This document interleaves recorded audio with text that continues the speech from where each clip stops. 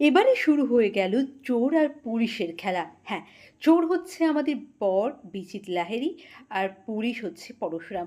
ওইদিকে নন্দাকে মণ্ডপে দেখে সে কি অবস্থা, হুলুস তুলুস অবস্থা বিজিতের। বিজিত তো চিৎকার করে বলতে থাকে, এ শিবানী নয়, এ হচ্ছে নন্দা। কিন্তু বাকি সব কিছু, বাকি সবাই বলতে থাকে না, ও শিবানী। কি অবস্থা বিজিতের, পাগল হয়ে যাওয়ার মতন অবস্থা যে পরশুরাম সব দিক বেঁধে এসেছে। তাই তো হঠাৎ করে সে ছুটে পালাতে লাগে। আর তখনই পরশুরাম আসে তার পেছনে। শুরু হয় চোর পুলিশের খেলা। ওইদিকে আরুষি, আরুষি সমস্তটা বুঝতে পারছিল যে বিচিত একটা, শুধুমাত্র একটা স্টার নয়, গ্যাংস্টার নয়, শুধুমাত্র একজন মাফিয়া নয়, সে একজন ক্যারেক্টারলেস মানুষ, তার কোনো ক্যারেক্টার নেই। ওইদিকে নন্দার সাথে কথা বলতে বলতেই বিজিত আরও বলে ফেলে, নন্দা, তুমি যে নন্দা সেটা সবার কাছে স্বীকার করো, নাহলে কিন্তু আমি সকলকে বলে দেবো যে তোমার ক্যারেক্টারের কোনো ঠিক নেই।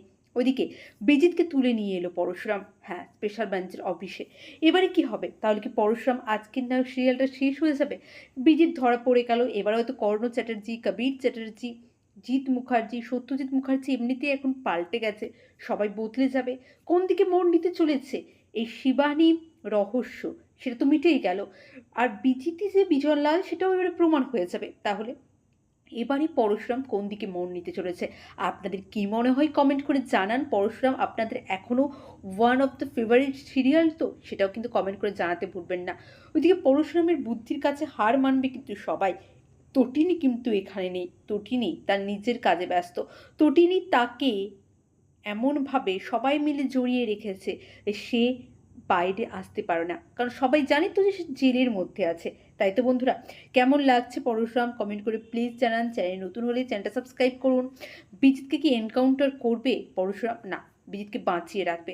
বিজিতকে বাঁচিয়ে রেখে কুসুমপুরে নিয়ে যে মারবে আর তার বোনের সমাধির পাশেই তাকে সমাধি দেবে, তারপরে তার অস্থি গঙ্গার জলে ভাসাবে। তেমনটাই কথা দিয়েছিল পরশুরাম নিজেকে।